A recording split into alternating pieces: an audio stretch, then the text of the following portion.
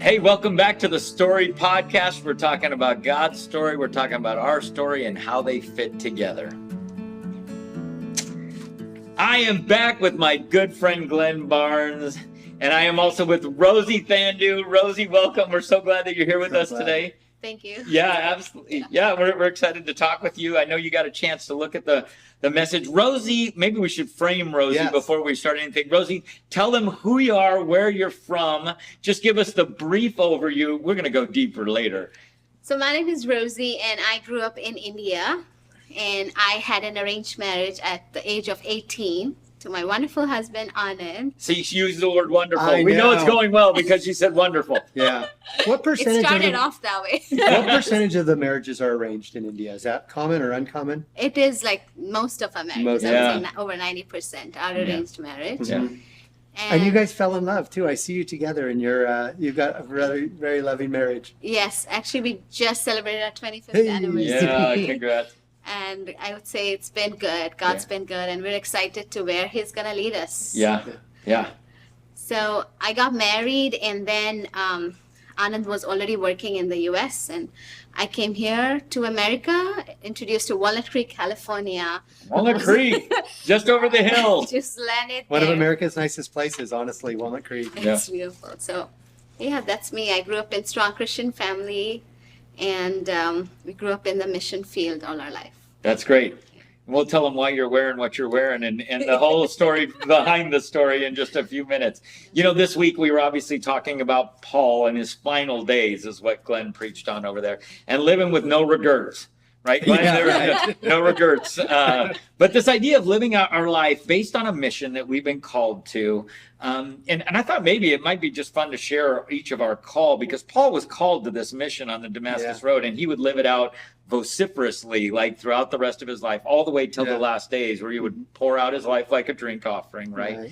Talk about your call, like when you sensed God's call, and Rosie, your story's the best. I'm going to save it for last. So I became a Christian as a 17-year-old in high school, and then went off to Christian college. Kind of God directed me there. And I was working as a volunteer in youth ministry, and through a series of things, some of it just being faithful to work in the youth ministry. I enjoyed it. People affirmed me in it. And then just started feeling, not an out loud voice, but sensing God's call to this is what I'm supposed to be doing. And actually from very early on, even though my Christian background wasn't always necessarily in the local church, it was in Young Life, I always felt called to help shepherd the local church. And you know, I couldn't tell you the day or the time that became clear, but I could tell you the season. And for me, my calling has always been, I can't do anything else. Because trust me, sometimes you think about what else you could do. And I always say, you know, every pastor's got his like, what else could I do? Dream. So for, you know, those. They might be opening a Chick-fil-A. I would be great at that. Yeah, that's a good one. Right. I always thought I could just be a UPS driver or something like that. But anyways, the point is, if I did anything else, my life would be regrets, because that's not what I was called to. Yeah. And so that's always held me tight into God's call. The line that I heard early on in ministry was, if you can do anything else, do it. Do it. If you can't do anything else, you're called and you need to go into vocation. That's 100% my story. And it really is true. And largely because it's too hard. Mm-hmm. There's a lot of things that people don't realize. They just think we work one day a week and we preach a sermon and that's it. But there's How about you, Steve? There's a lot of things.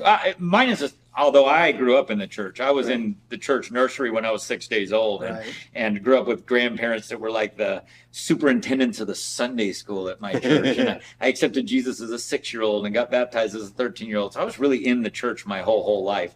And I sort of came to that same realization after going through college. You know, everybody has a wilderness year or something like that. I had it, you know, 1 year in college, and then I came back to Sacramento State. I'm a state school guy here in California, but ended up in InterVarsity, which is, you know, kind of the college version of Young Life in a lot of ways, and gave my whole life and my whole heart to that. We used to say that we majored in InterVarsity, we minored in whatever we were studying. And so I did that. And it was just clear through some summers at Mount Hermon in that. And I do have a moment. I was in the fun shack at Mount Hermon. I told God, I'll serve you. And so I immediately went off and got a regular job like people do, you know, but God's call on my life was undeniable. And I was volunteering every minute of my life in youth ministry back in the day and my little church in San Jose. not too far from Walnut Creek. Yeah. And basically got, was saying, what are you doing, man? Like, this is who I wired you to be. And so I took the leap, and I've been in vocational ministry for almost 30 years. So, Wow. yeah. Tell us your story, because your story is a good one. So I grew up in strong Christian family, which was unusual. My dad was a Hindu, and God saved him through a divine encounter when he was 19. Wow. And he is a wonderful, powerful man of God. So I grew up with family in the mission field, and I have two brothers. And we are musical. I mean, if there's a coffee table, there's drumming there. Yeah. there's music coming out of our house. So it was our soul. Yeah. We would, like, even if we had a day off, Dad would just take us among the villages, and we would sing songs and minister there. Yeah. So God has been a major part of my life, and I always felt that was a huge blessing, to know Him at a young age, to see what faith is like, to see how, the works of the Acts of Apostles. We've seen God work when we ministered in the villages. Mm-hmm. And I always had a heart of mission. I always had a heart to serve Him. Always loved children. And I believed that God brought me here to be a resource to help, the ministry back in India. Mm-hmm. But little did I know that I would actually... Tell people about God bringing you here, though. You ended up in America. I mean, Yes. tell that story. Yeah, so I was married at 18, and my husband Anand was already working here as a software professional. And I get married. I came here, and I absolutely fell in love with America. I was just fascinated about how clean it was, the roads. You can walk and your shoes are still clean. And I loved the supermarkets. I keep saying I loved the dishwasher. Yes. I loved the million types of apples, and I just loved the studying here as well. Education was so different here and interactive. And I was attending Walnut Creek Presbyterian Church there. I was in the gospel choir and worship team. I was definitely living my dream. And then I graduated from Cal State, Hayward, East Bay now. East Bay? Yeah. With high honors in software engineering. And we had our house in Antioch, Brentwood area. We saw it being built, which was really cool because ours is like cement, bricks. Yeah. It's very different. And here it's nuts and bolts, and picked our own carpets, colors, granite. And it was an amazing life that we had here. Designed our backyard and planted apple trees. 'Cause this was all very different than what we've grown. Did you ever drive by that house? Actually, I did. Yeah. Last year, one of my very good friends, she wanted to take videos of the things I liked so I can show it back to the children in India. Yeah. And one of that was going back to the house, and it was really neat. Yeah. It looks great. I asked Anand if he wanted to drive back. He was like, I don't think so. Yeah. But I really enjoyed.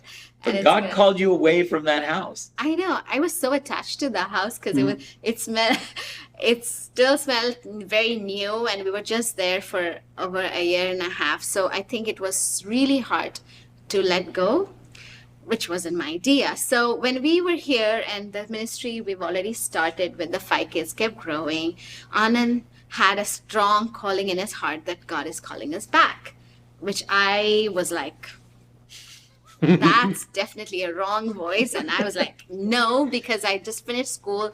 We have this beautiful house. We have our friends here. I'm in the worship team, and I still want to travel New York and other places. And did you do the fleece thing? It needs to be wet and then dry and then dry and then wet. Yeah.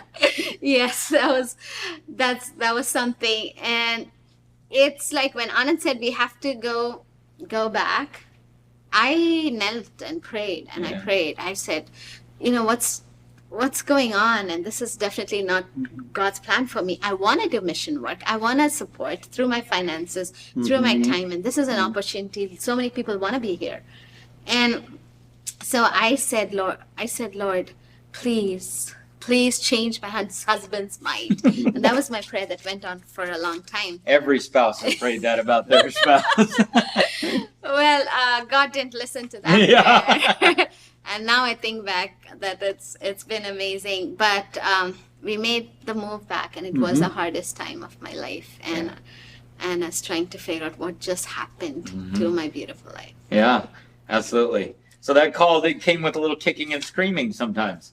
Oh, yeah. Yeah. It's like, where are you, God? Yeah. I'm here to serve you. Yeah. I'm here for you, but what's happening now? Yeah. I can almost sense that in Paul's story, Glenn. It's a little bit like, Paul has this experience on the road to Damascus, and then there's got to be a whole lot of, what does this mean? Right. What is my life going to end up looking like? Because I don't know that he had this idea that he was going to be a traveling salesman for the next decade, But once he zeroes in on, I'm, the apostle of the Gentiles, that was really helpful to him. Once his mission is clear and his calling is clear, he knows where to go and to do that. And so I guess it's so funny because even as I think through, these things that are in the sermon, and how it relates to you, Rosie, like this idea of Jerusalem, he was moved by compassion for God's people. My hunch is when you got back, you experienced some compassion for God's people in India. Absolutely. I'd say when I first went back, I was a mess for a couple of months. I was like, where are you, Lord? Are you even there? What's going on? And I kept trying to convince Anand to move back. But slowly he did unveil his picture, and I absolutely fell in love with these children who were already there in the children's home. We were providing them what they need, like food, shelter, clothing, but just loving them, hugging them, and hearing their stories. We became their parents. I became their mommy, and I believe that's the best thing that has ever. So you started out supporting them financially, which was significant. Yes. You were sending money to support these kids in this children's home, but then you moved back and you said, we're going to be hands-on. Is that how that went? Yeah, and because in one of the mission trips, Anand strongly felt that these children needed more than just giving them food, more than just sending money, that there was this deep hunger for love and a support and somebody they can trust on. So as soon as we started spending time with them, first it was, we were talking to them and then come a little closer. And then it's like, okay. It's like, this feels really good. This feels right. Yeah, it feels right. There's a moment where you get confirmed. But as is Paul's story, and as is all of our story, there's just seasons of difficulty, right? And we see this storm that Glenn painted a picture of, and we've got all these things that happen to Paul, from the serpent and the shipwreck and the all these things that talk about some of the difficulties you faced, especially transitioning back. I mean, for me, it's so hard to imagine because you grew up in it, you had a frame of reference, you came over here, you tasted a different world and a different life, and then God called you back, and all of a sudden you're back in that environment that you knew from before, but you're adjusting in a new way in a lot of ways, right? Talk about some of the difficulties you have. I mean, we could talk about ministry difficulties in America, but honestly, we'd love to hear, the things that you faced. Yeah, like I said, going back was hard, and Vizag was hot and humid. I was more concerned of how am I going to adjust to the weather and what just happened to all the education that I have earned here. How about my friends? And I was very concerned of where my life was heading. But God quickly answered those areas of my life. I had no idea what I was stepping into, which was beyond weather. It was becoming a mommy to these children. It was becoming someone available for them all the time. Everybody needs attention, and seeing what they need, what they love, what they fear, what they enjoy, or what they want to discover. So it was a growing experience for me to learn how to discipline them, to learn how to love them. And then it comes like health problems with 120 children. Yeah. It's like, right. Okay, Lord, if there's fevers and colds, it's like, how do you learn that? So learn like simple first aid or simple education. But we can barely handle it with 2 kids at home, Yeah, and these children come from different families where they have abusive families and where they have not proper upbringing. Every child is different, so the way they act, and so I guess it really made us more dependent on the Lord.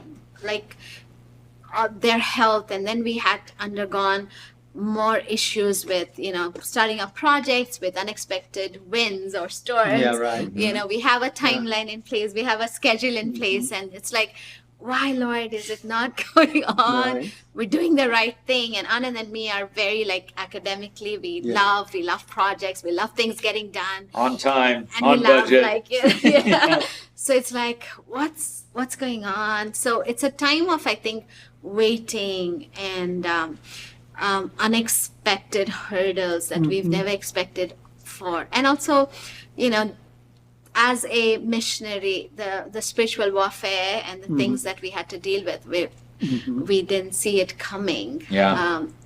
Which was definitely not in our schedule, planned schedule. But You also face some challenges too. India's always been a Hindu country, but that seems to be stepping up even more with kind of this Hindu nationalism. And so that's led to some persecution and struggles as well. Is that yes, accurate? definitely. It has been an ongoing part. And just getting things done, or getting our permits, getting even our street lights in our properties, or getting our roads done, we've had a lot of issues where it was also a concern for safety for the children, the staff, and we started every step. We felt like we were getting deeper and deeper into this calling, where we don't know what to expect, we don't know where we're going. And our only option was to look up, saying, okay, you're there, we're doing the right thing, Lord, and you brought us here, so you please lead us. It's funny, Glenn's sermon outline sort of talks about this. When you're facing those storms of life, it says, what can I do? That's really kind of calling, the why. It's these kids for you. What can I do without? You had to give up a lot. Yeah. You had to give up a lot to go do it. But then there's this, where is my hope? And I guess I would ask you that even now, in the midst of some of the challenges, because you talked a little bit about them, what is it that you're like, what are you dreaming about? What is the hope for the future of the ministry that you're involved in right now? And maybe even personally, or even for you and Aman, like, what does that look like? What is your hope these days? In the beginning, when, every step, it was a little scary, we never knew we would end up where we are and where God is taking. So it's like, okay, Lord, I can do this. Okay, Lord, I can do this. And then as he's taking, by now I can understand that his plan is so much bigger, because Rosie wanted the American dream, and my dream would have been a 9-to-5 job here in the Bay Area with my beautiful home and weekend getaways and my nice friends circle. And here is the Lord just exploded that. And I am, based on what I'm doing, I get to be a mommy of 1,000 children and more, and it's counting.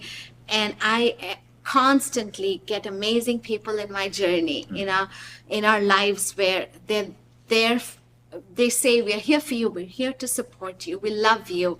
And it's so priceless, it's so amazing. And so by now I understand, okay, Lord, if it was my plan and it was my design, it's really small. And now I trust you, because your plan is so much bigger and better. And he's still writing the story where I understand that, he has the best for us. So we hope that this vision that God has created us to make an impact to the community, to the children, that the children we raise would catch that vision and make an impact back in their communities. And also, God has placed a special vision for us in the education wing. Yeah, tell us about your hope, or your vision of the future. I think, we surrender our plans to the Lord in a lot of ways, but that doesn't mean we don't make plans, or that we don't dream dreams, or that we don't start projects, right? And you guys are in the middle of sort of that phase right now. Yeah, so when we started educating our children, we realized they were failing, and very quickly we knew that they have the potential, and we started training them, teaching them at home. I have observed many schools around the area, Christian schools, many homeschool moms, and took some classes in Patton University.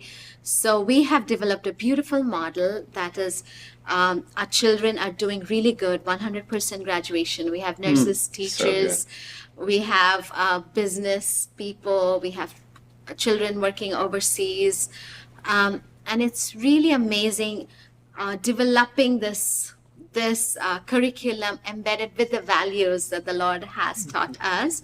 So our vision, where God is taking us to open a large Christian school, which would enable many children to experience that. And it would be a school that will have students from all classes, all castes, receiving top quality education. That's awesome.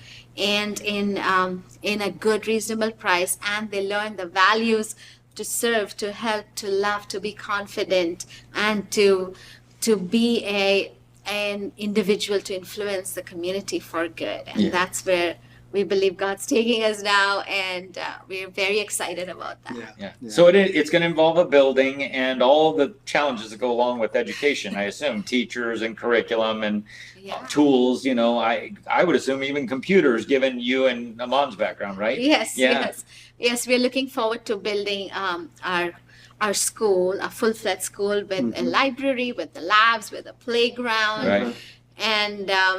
And we do have a wonderful team behind us that are helping us, but it's a huge project, and it's again one of that time in our lives where we say, Lord, it's your work, and we believe you'll do it. And we are looking forward to what God has in store for us through this project. Glenn and I both know the history of our country is, in a lot of ways, Christian organizations stepped in very specifically in education and in healthcare in a lot of ways that established systems that just didn't exist, right? The government has taken it over in a lot of ways, but this is how it started, is that we get in people's lives, we train them up in regular education and education in our world and in how to employment and all the things that you're doing.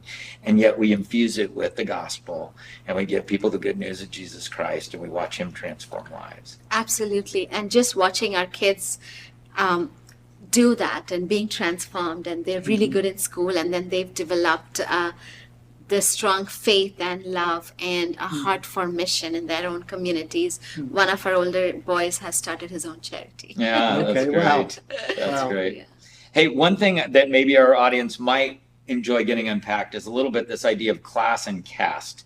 It's very specific to India, right? It's something that, in America, we have bootstrap stories, being pulled up by our bootstraps, somebody succeeding in, in some industry or something like that. But caste and class are a little different in India. Can you explain that a little bit to them so they understand sort of the system that these kids are raised in and how you're trying to give them the gospel for all classes and castes, really, right? Yeah, so caste is something that has been a part of our culture for a very long time. It kind of came about in place based on the profession you did. Mm-hmm. And so a shepherd was a shepherd's caste, a barber was a barber caste, a priest was a priest caste. But you were born into it, right? Yeah, so that's how it first started, and then it got so rigid that the caste that you were entitled to, you never got out of the caste. Yeah, right. Despite of your profession that you end up with. And then it became a social evil for us, where there was untouchables, and the lower caste communities were not given certain benefits, or there were like pockets even segregated in villages. Yeah. So the beauty of, I think, God's love and Christianity is when even in churches, we have everybody from all class and caste sitting in together, hugging and, greeting each other. And that's exactly the model that's going to be in the school, because it's going to be all caste and class. Now, class is similar to what you have. I think you have here. It's based on your monetary status. Yeah, right. Yeah. So you can climb up the class ladder, but you can never come out of the caste. Yeah, which is a foreign idea to us. Right. Because if you climb in class, that's it. You climb, that's it. Yeah. But the idea of the gospel just being bigger than that, and the unity in Christ, that's really a wonderful picture. I love that. And I know you said this to us earlier while we were talking, though. The idea behind this school is that it's a place for all castes. Absolutely. And all classes, yeah. Absolutely, because all our children who come from all different kind of backgrounds, caste and class, they will be getting free education. We will also be able to give a very significant portion of opportunities to the community over there. again, all castes and poor kids in class. And it's going to open up for the community as tuition paying students. So it's going to be a really unique model where we have all castes in one place, getting really good education and learning the values that that the Lord teaches us. That's great. But it'll also be sustainable because you'll have many children that'll go for free, but some that will be Yes. able to pay a tuition, those that are able to, and that will Yes. help sustain things. Absolutely. And that's been the vision of this ministry, to make it eventually self-sustainable. Yeah. And this school model that we have designed Yeah. is going to help doing that. Yeah. It correct me if I'm wrong, but it seems like world-class or high-class education will attract the people from the high castes and the high classes, and they will be able to afford it because of tuition. Right. But you are going to intentionally include the lower castes and the lower class in order to create a gospel kingdom community in some ways, right? Absolutely. Yeah. Yes, exactly. Yeah, And that's- it's going to be so beautiful and unique. Yeah. That's what we're excited about. Yeah. Hey, by the way, if people haven't picked up on it yet, this year at Christmas time, we're going to be asking people to give to this. Yeah, And it's a absolutely. really good thing. Part of our Advent conspiracy is going to be to give to this. We're talking about short-term mission trips, even next year perhaps, Yes. where we might get a chance to come to India and get a chance to see this in action and hopefully be a tangible blessing to this process for you guys. Absolutely. We're- We are getting so excited, and please come on over, and we would love for you to meet our children, and we're looking forward to that. Absolutely. One last question for both of you, actually Okay. probably for all three of us, because the real root so what question was this idea of like, how do we live without regrets? Yeah. You know, how would you sum up your life? If you get to the end of your life, Rosie, and you can look back and say, I'd have no regrets if. Or Glenn, same thing for you, and maybe you and I in some ways in here in America serving God in where he's called us to, like, what does it look like to look back and have no regrets? What do you think? I think for me, it's got to be rooted in faithfulness, because you have daily regrets. You have things you wish you did different or treated someone different. But to be able to say, like Paul, finish the race, mission accomplished. To me, that's about faithfulness. And and so when you know what God's purpose is for you, to be faithful to that is no regrets for me. Yeah.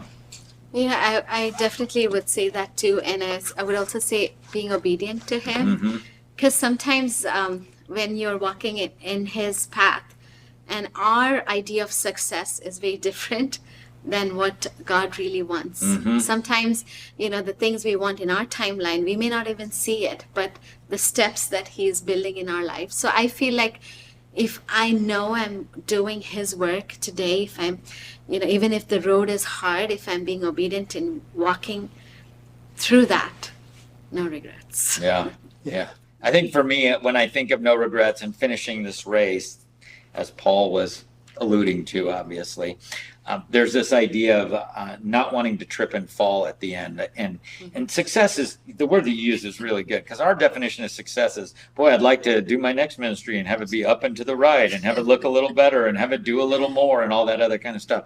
But sometimes doing a little more means walking away from your degree and your high-paying job and all those things and going where God has commanded you to go. And so I say it often to God in my prayers, like, anywhere, anytime, God, wherever you want me, I'll go. But there's a lot of times where the couched in my mind is it's got to look this way or it's got to feel this way.